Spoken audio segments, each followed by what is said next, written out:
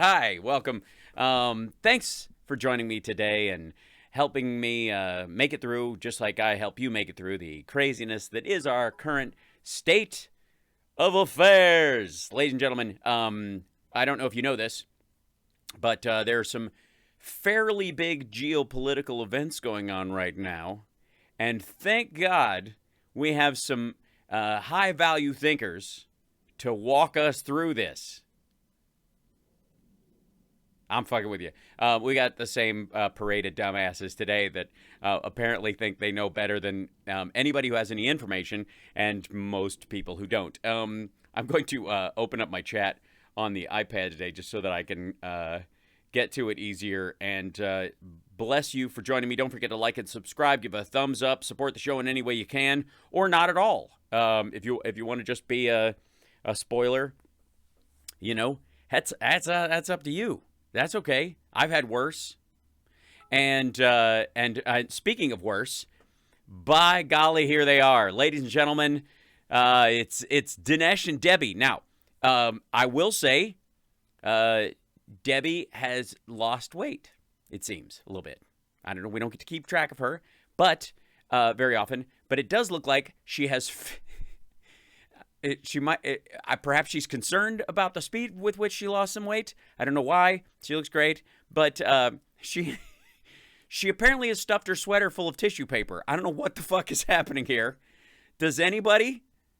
What is this look called? That's what I want to know. I'm incredibly confused. Hold on. I'm gonna turn this down a touch. There you go. It's the light's a little shocking. There you go. Honest to God, I don't know what the hell. Can anybody else figure this out? Does anybody know what she's because doesn't it look at her sleeves and look at her blouse top. It looks like it's just stuffed with tissue. It's like she got one of those things where she blows her nose and then she puts it in her shirt just to tuck it away to keep it for later, and then it just got completely out of hand. I've never been so disappointed as he's double to simmer, people. And thank you, Evil Aggie and Sarvelis and Pauline and Momed and you for resubbing and all that kind of stuff. This little event list is relatively new to the show, and it will be here present to let everybody know how great everybody's doing. Look at that, Raphael. Thank you for the super chat. I should probably make that bigger so people can see this or whatever. And maybe if it should have more things in it, but I don't know what I did. All right, something else is wrong. There you go. We'll figure it out.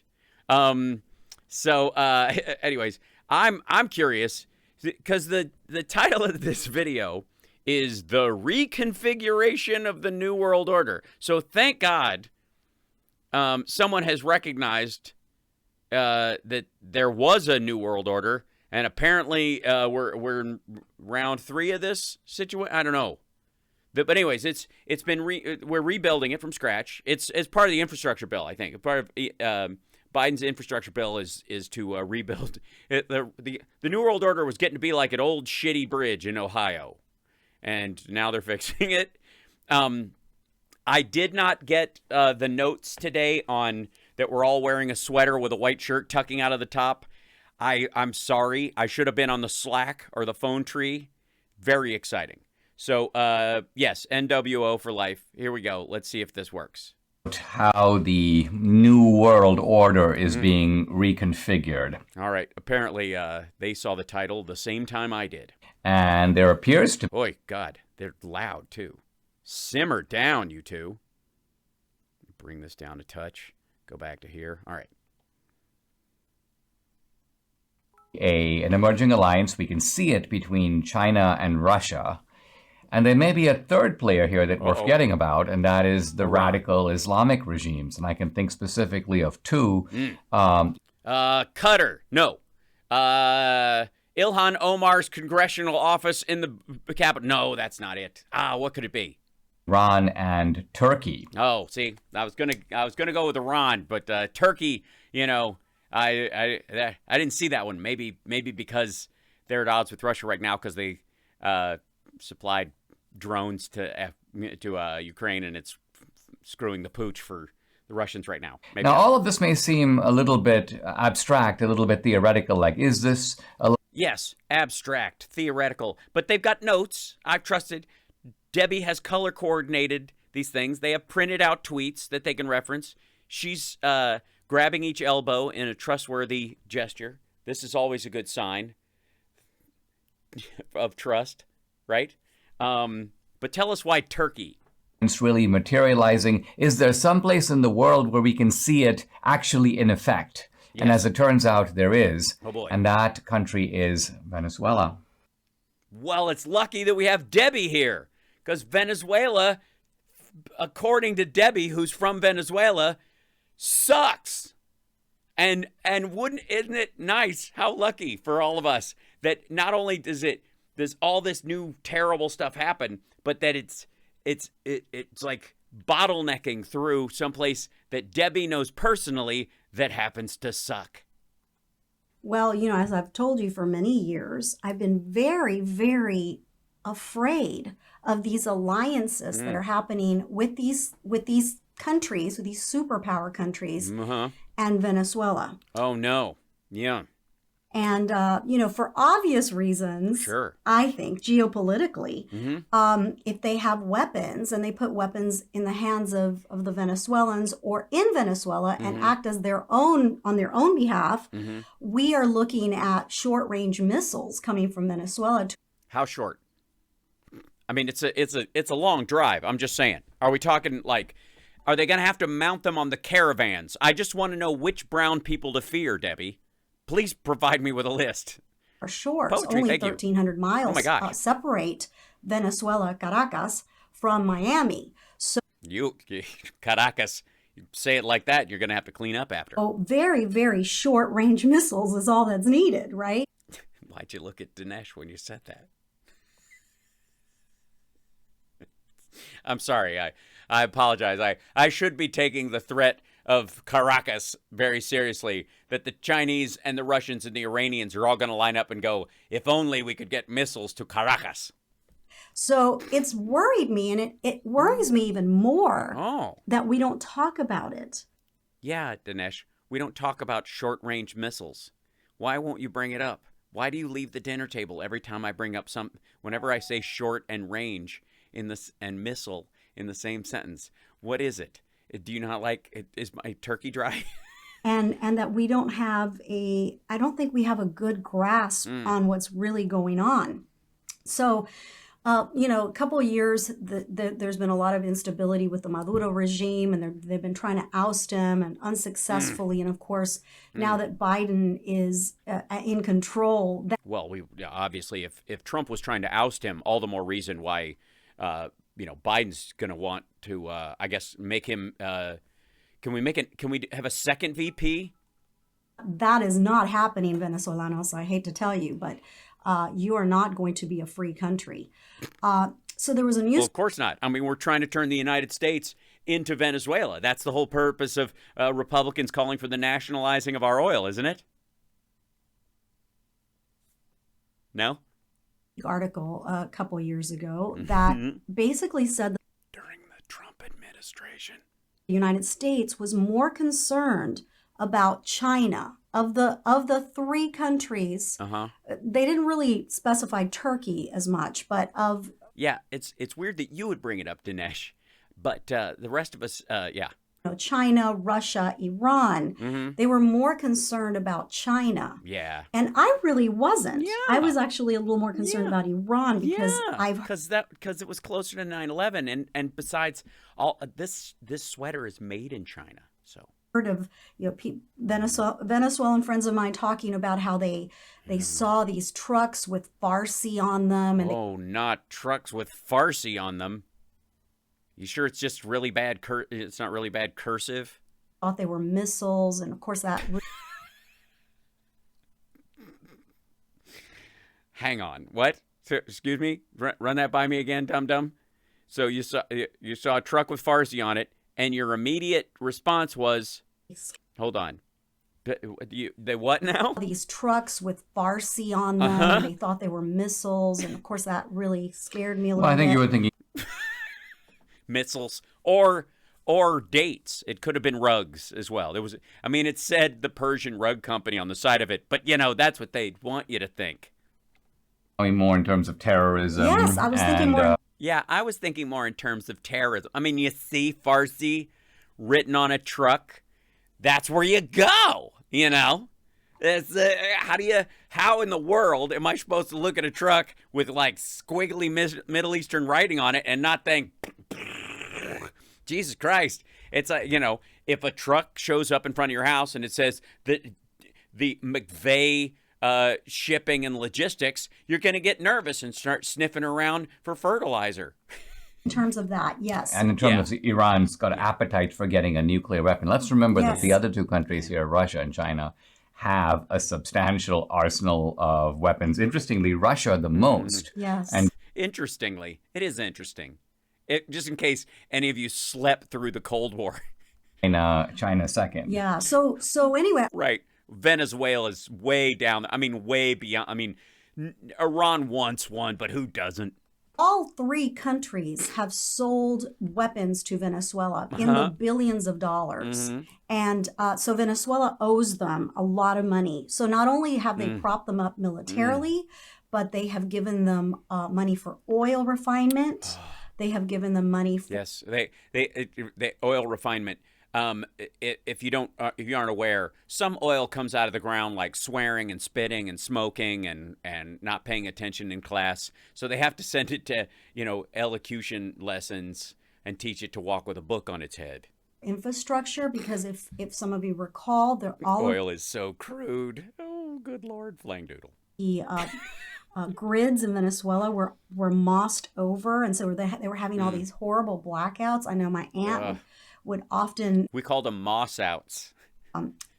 WhatsApp me and say, hey, we don't have any Wi-Fi. I'm having to go over here to get Wi-Fi. Please help us. Please help us.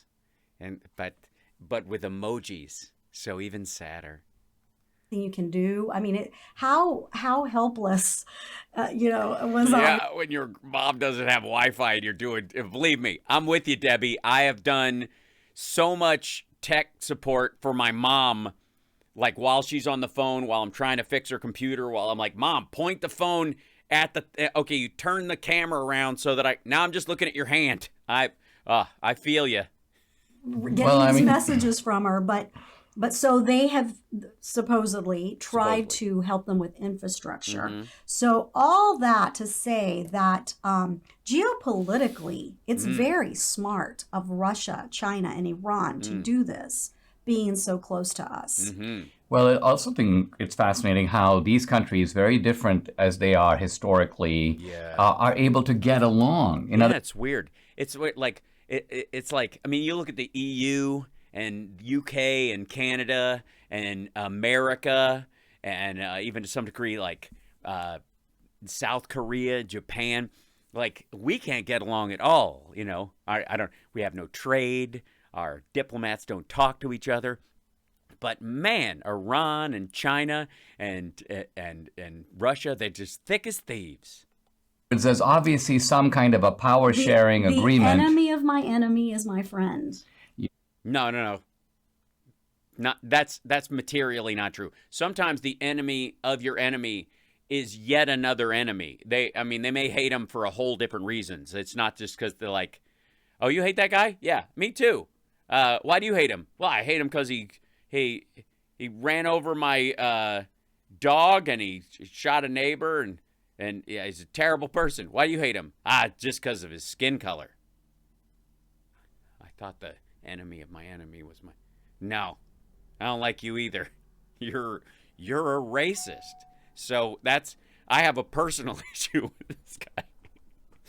Right? But you would think that now, having Venezuela, they would be jostling, and maybe they are a little bit for who's really calling the shots in Venezuela. But it could very well be that they figured out a way to share the spoils, because you do have an oil. Yeah, they could very well be. And I'm glad you guys worked this shit out before the show started, where you're just kind of speculating upon your own speculations.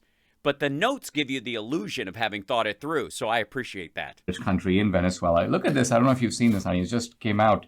This is that the Biden administration is actually talking about, how they want with PDVSA. that they might have to, be pressured into stopping buying Russian oil. They don't want. They don't want to. They might be pressured into doing it. What do you mean? The fact that we coordinated it with the UK and the EU and just did it? They're actually subsidizing the war right now. The Biden administration is. Oh, the Biden administration is? Oh, I see. So the Biden administration buys oil, is it? Is that how it works in America? I don't know. I've never been there before. Has anybody in the chat room ever been to America? Does the government buy oil and dole it out to Chevron and Exxon and BP and Shell? Is that how it works? I am so I mean, is there a pamphlet I can maybe look at about how oil markets work? I think they feel that if public pressure mounts and we have to stop buying from Russia, why don't we buy from Venezuela instead? Can you believe this? Okay, Venezuela. Let's just make this clear. Russia owns Venezuela. Right. Oh, that's great. So Russia owns Venezuela. So they own your grandmother. So is she a hostage? And I should watch your show with the assumption that you are saying this under duress to save your grandma's life because she's owned by Russia. Blink once if you call him Demes because I started that. Right. Russia owns Venezuela. In fact, Venezuela cannot possibly pay back the debt that they owe Russia for oil. So well, technically, you might argue that if they have an impossible debt to Russia, they have reason for the regime to fall so that and the economy there to collapse so that it kind of starts from scratch. Because if you broke up Russia in its current state into 3 new countries, kind of like the other smaller countries that broke up, it's sort of a Prussian bifurcation or something like that, then I guess the debt would be gone. Maybe has anybody, Debbie, call Venezuela. Biden is dumb enough to think that he's somehow going around Putin and making deals with Maduro. You know what, Maduro? Well, it's kind of like, here's Putin. He's sort of like a chess player, and he's watching this global board. Yeah, that's exactly what it is. He's a total chess player. It was it's very common. I don't know if you guys play chess. Dinesh is a master, but I'll try and dumb it down for you as best you can. Let's just say you're playing chess, and you're the white side because you want to be good. And the first move is yours. So you take all of your pawns and you throw them away. And then you take your knights and you push them towards the edge of the table so they get stuck off the board. So they kind of tip over and they get stuck on the side of the board in one of the squares they're not supposed to be. And then the next move is the black player will come over and hook his tractor up to your bishop and drag it away while you're not paying attention. It's next level chess. I couldn't possibly understand it. It's so smart. And he's sort of and here's Biden. He's like playing checkers. He's like, I make a move. Exactly. Exactly. What a dummy this guy is. I mean, honestly, you can tell Putin's a strategic genius by how well the Ukrainian invasion is going. I mean, it was all part of the plan for him to lose more soldiers in 9 days than America lost in Iraq, Afghanistan, and on 9/11 altogether. Oh my goodness. Right? Oh my goodness. He's really he's funneling Hun, like we were saying. This is so. Remember the last time we had company over, and they never came back. To Russia through Venezuela. And the State Department guys think that they're making genius moves. Let's kind of get around the Russians by going to Venezuela. This is unbelievably dumb. So not only does Russia own Venezuela, but so does China and so does Iran. Oh, so it's like a co-op. They formed one of these workers' co-ops. Russia, China, and Iran own Venezuela. And so trying to buy oil from them, or that internationally people buying oil from him, is I don't understand what the fuck they're saying. I honestly, yeah, they have a timeshare. That's right. Yeah, they all take turns summering there. Oh, And by the way, they've talked about getting oil from Iran. They're talking about let's relax sanctions. Now, what I think is going on is that the left wingers, which by the way, we've discussed this before. The Saudis and are really pissed at the prospect that at some point in the near future, relations might be normalized in any way with Iran. So they're nonstop trying to ratchet up tensions between Iran and Israel and Iran and the United States all the time, so that eventually their the sort of allied members of the Iranians citizenry that are near these oil fields will eventually just take them. the Biden administration want to restore Venezuela. They want to actually to prop up the Maduro regime. They want to prop up Iran, and they're using this Ukraine thing as an excuse. Right? Yeah, that's what we want. So we're trying to. We've been trying to attack ourselves, but we're just not capable of doing it. So what we want to do is prop up Iran so they can take over Venezuela, so that Venezuela can take over us and nationalize our oil after we have. I don't know. I honestly don't know.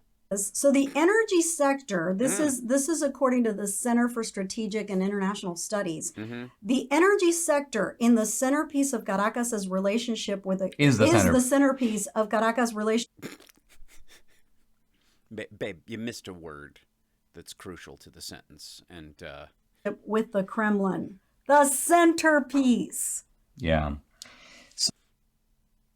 Okay. Back up, dum-dum.